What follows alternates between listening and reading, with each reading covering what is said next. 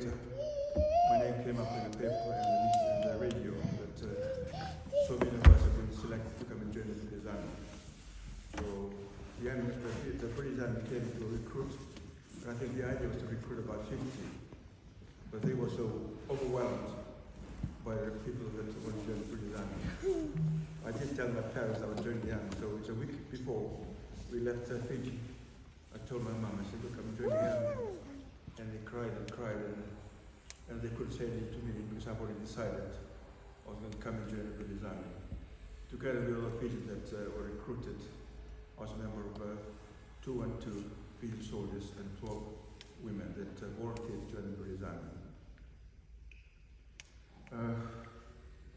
We all come from different regiments, so when we came, we were divided into groups: artillery, engineers, infantry, signals, whatever they want to join. So I decided to join the infantry, and we were trained in Preston. It's about 3 hours journey from here, and our barracks, 6 foot thick wall, old barracks that had been there since World War II. Sorry, even before the First World War. 6 foot or 8 foot thick wall, our barracks. So it's freezing cold at night. And at night, for me, it was so cold, even Labalaba, we were the same. So I remember on a long john inside the trousers. Then the BB trousers, the uniform. Then I have my great coat on top of me, plus 5 blankets. And I was still cold. And in the barrack room, it sleeps about 60 people. We had a small fire in the middle. You could hardly warm you can't even burn the pack of cigarettes you put it there. So useless, if you know what I mean. So anyway, that was the training. So Lamba joined the Royal Ulster Rifle, and he was well known for his character, Quaylen Menanti.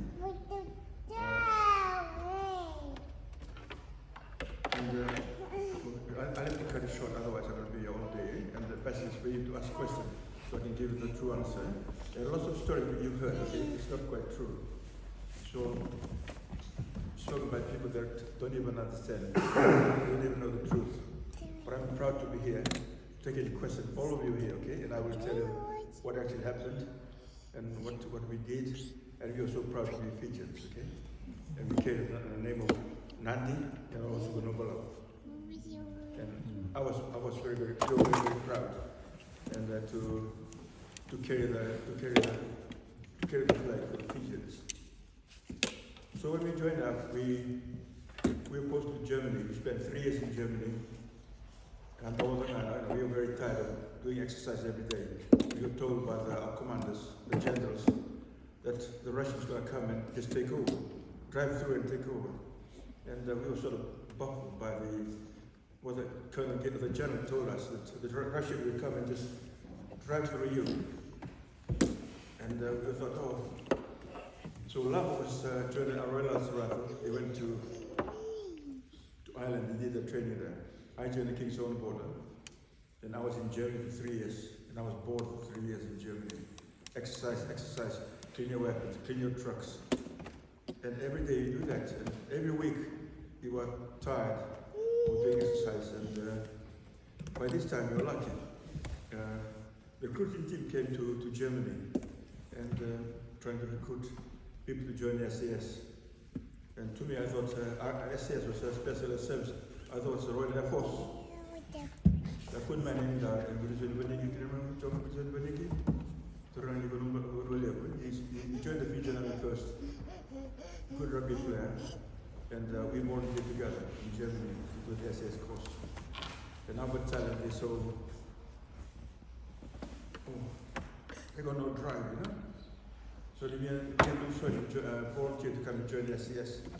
They all tell us, you never do it, because nobody else ever done it before. So we say, well, you'll be the first one. But you're certain that you will do it.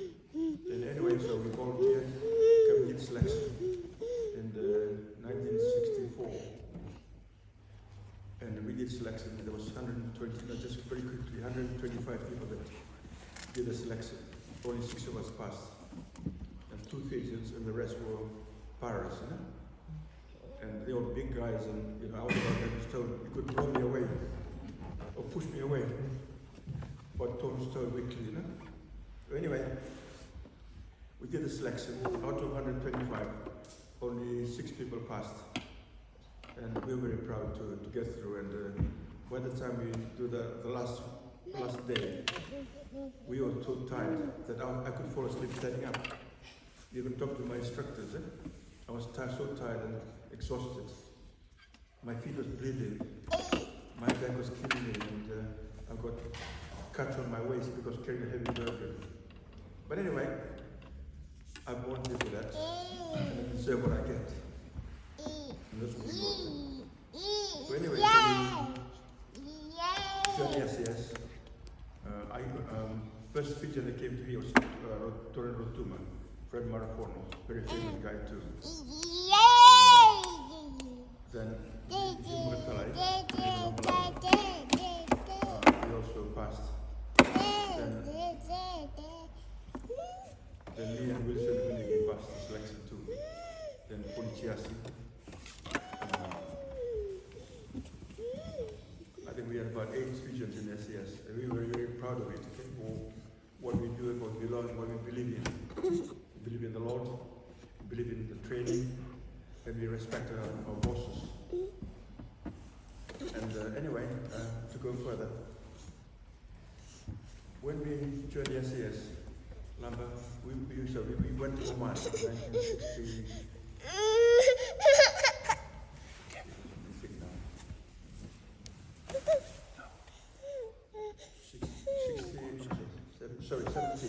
1917, and the SS group comprised of a company, it's about roughly about 30 men, fighting soldiers, and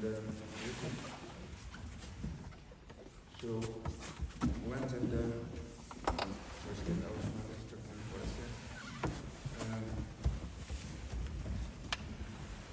anyway, so we, sorry, did I just say? Yeah. Another point, Oman. 72. In 72, the battle started off in Oman.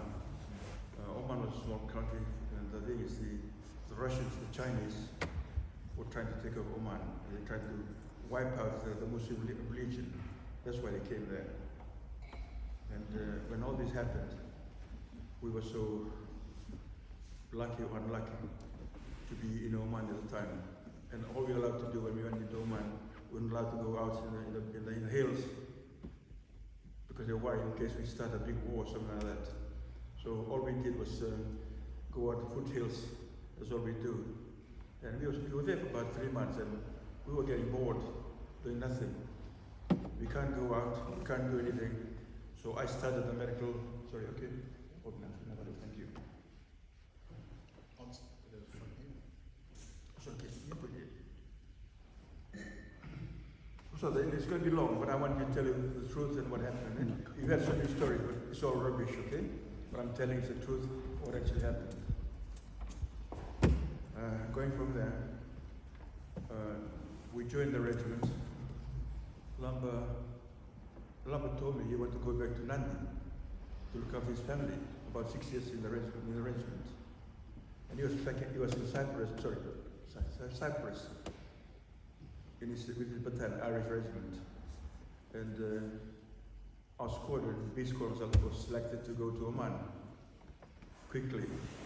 And we traveled through from here, fly over to Cyprus, and we met Lamba. And Lamba got us drunk in his mess. So we said, Lamba, we're going to battle. Come back and join us. His idea was to come back to Fiji to look after his family 6 years later. And we told him, we said, Lamba, you better come and join us, we're going fighting. So within 2 months, he was back with us. And we were the one that brought Lamba back, because his idea was to go back home, look after his family. I met all his family in Fiji, lovely people. Anyway, that's how it all started off. So Lamba, after 2 months, he joined us back in Oman.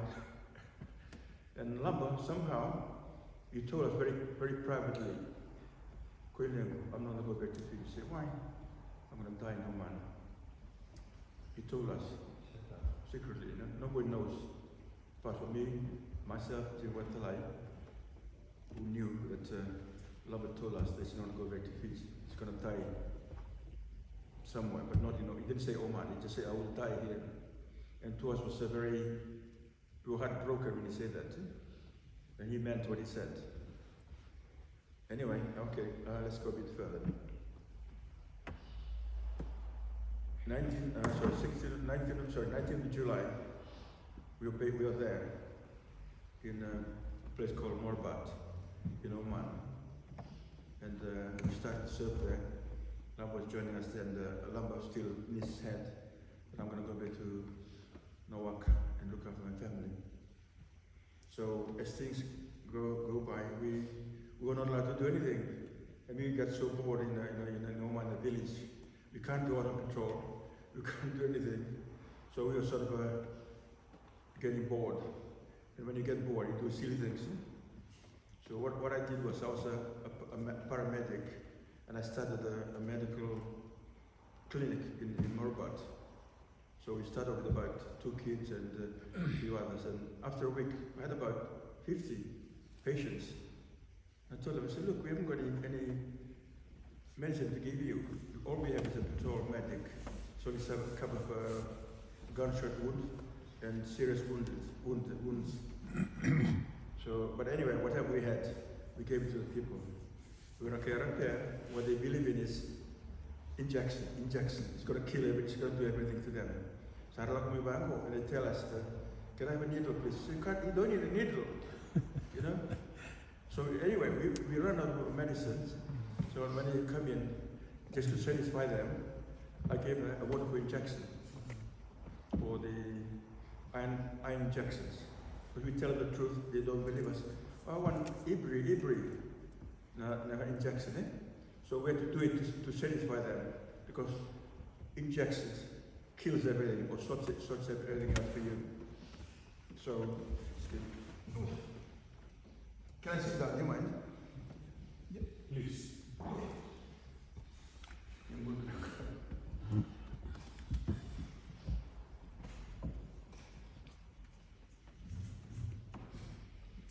So Lamba came and joined us, and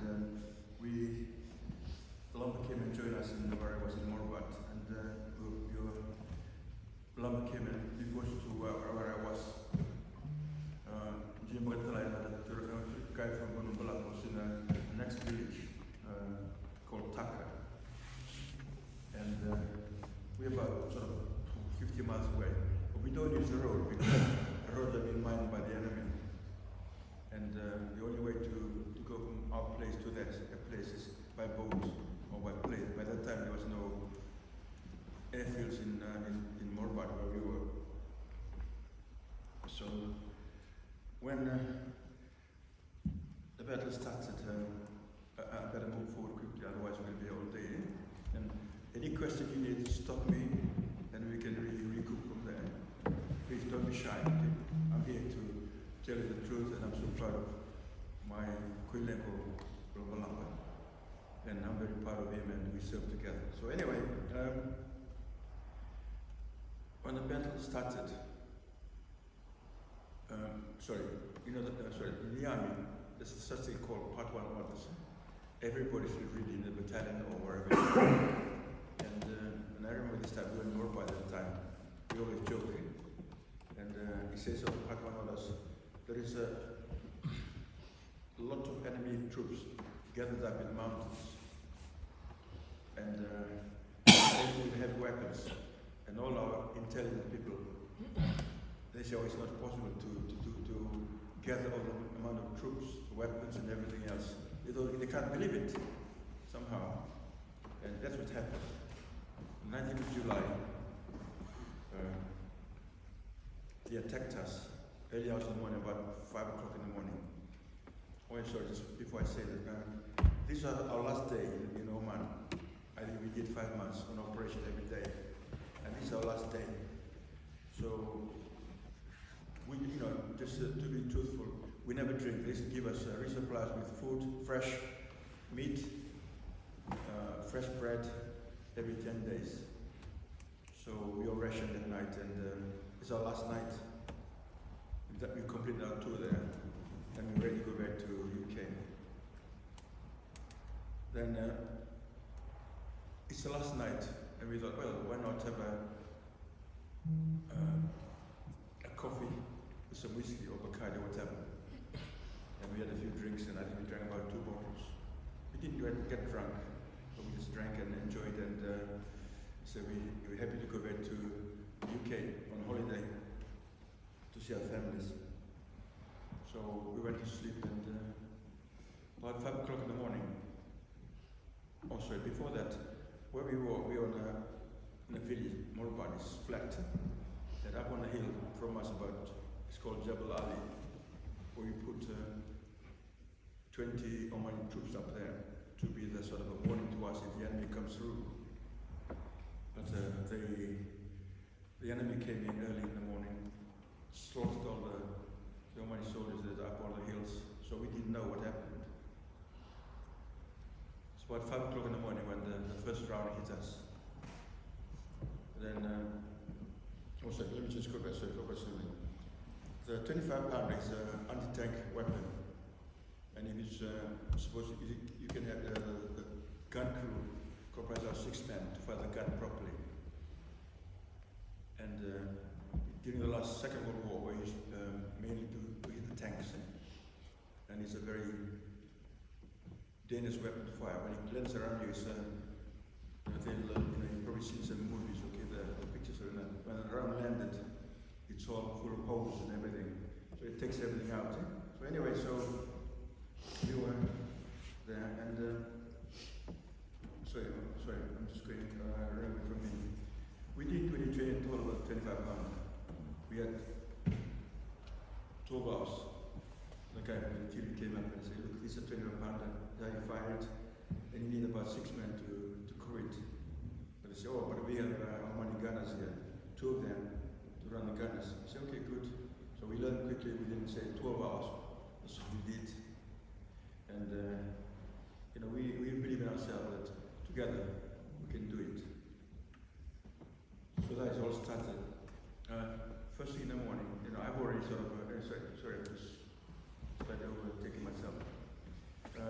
We do five months in Oman, and we're packing up. It's our last night, and pack all our kit. I've handed all the stores to the people taking over from us, signed over and everything. So I said, it's all yours now. And I'm free to go home tomorrow. And we're all ready to go home. 5 o'clock in the morning,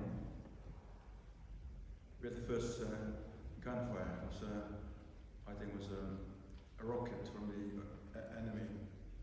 So landed up on the foothills. Then we were still sort of, we had we should have a glass of the night before. And we woke up and we thought, God, have we been attacked? Then by then we realized that but what we were expecting was the people up on the mountain to warn us. But the enemy came undercover, slit all the throats, so all the 20 people up there would have died. So we don't have any chance for any warning that the enemy were coming up to fight us. Do you want me to stop for a moment? Any questions? But what I'm telling you is the truth, okay? You hear some stories. A lot of things are true. What I'm telling you is the truth, what happened. And I'm proud to be with Lambo, put together. And we flag the Fijian flag all the time, even now here in his army. And we are proud of it. So anyway, going back to what he said, so when they start, first of all, the Katuska can go through a 6-foot thick stone wall, and these are the anti-tank, you can go through a sand wall, 6-foot thick wall, you go through it. Katuska is a worship weapon that can destroy a wall from here to the end of the church. You go through it, because the idea was to go through the sand, for the cover. So we all woke up and we call it standing position, our position, when anything on the battle. So we start manning our own area. And something I forgot. I'm must go back to let you know. Before we did all this, remember I did tell you earlier on that we had a part of another saying there are lots of enemies being found in the mountains carrying heavy weapons. And our intelligent people said, oh, there's no way they could gather troops like that with heavy weapons. They disregard it. They don't have any weapons. They don't have the men to put together. So it sticks in my mind, okay, and I remember what happened. And we thought, why didn't the intelligence warn us? They didn't. They said, oh, nobody can ever do that. Collect all the enemy together, one go, with all the heavy weapons and the number of soldiers, enemies.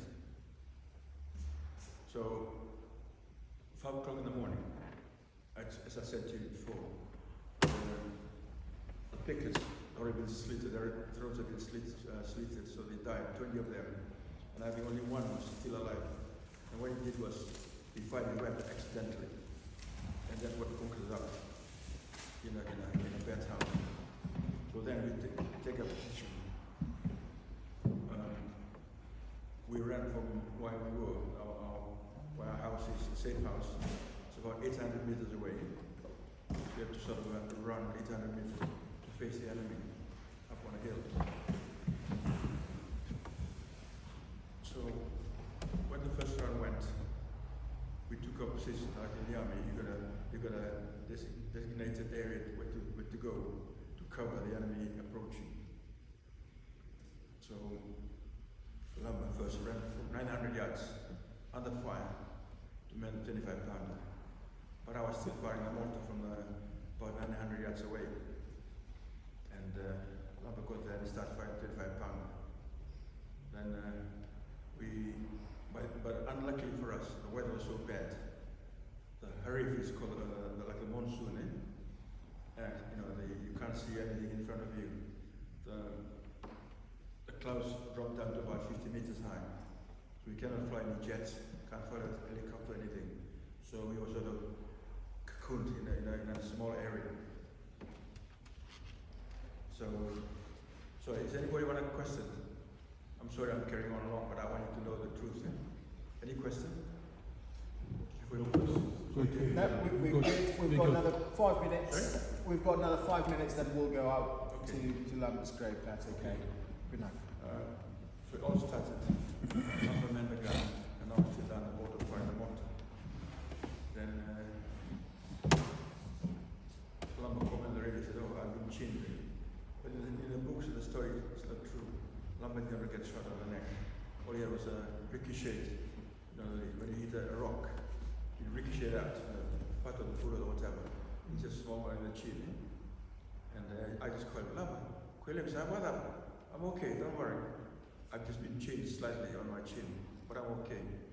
So we carry on. And Lamba was firing the 25-pounder. I was still down the bottom firing the mortars. And the enemy was so close to us, they already came into the fort, underneath the fort. So there was a wire there about 500 meters to the fort. And they already breached the fences.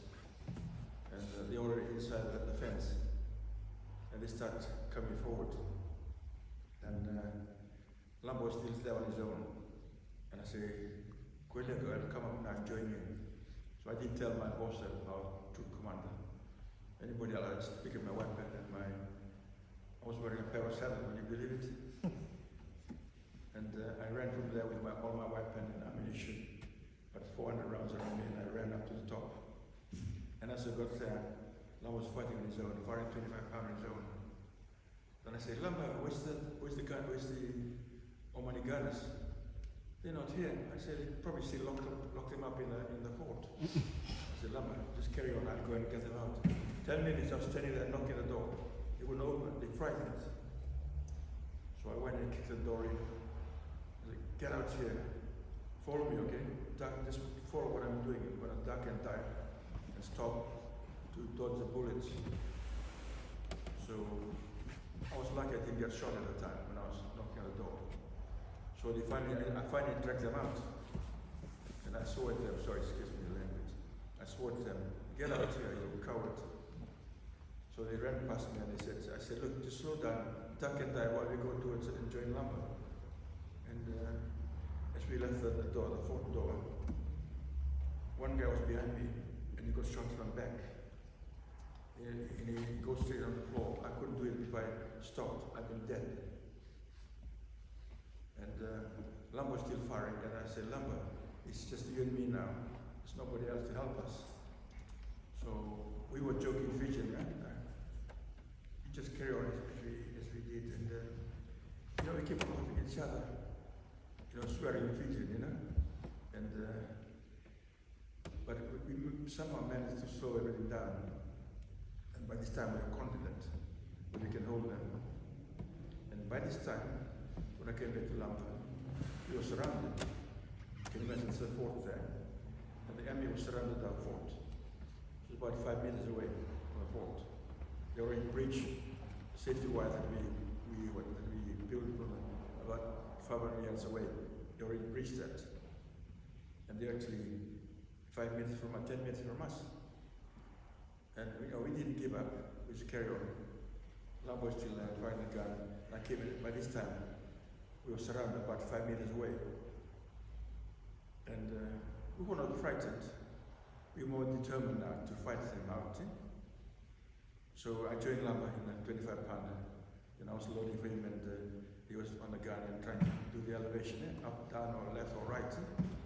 But it's, the weapon and fire at that distance is dangerous, very effective. So anyway, Lamba was doing that, and I came and helped him for a while. Then, by this time, so I said, we've been surrounded. Then we look at Lamba, I look at Lamba, he look at me. We are just joking, Fiji. And we still go on, and we didn't kill them. No, we were okay.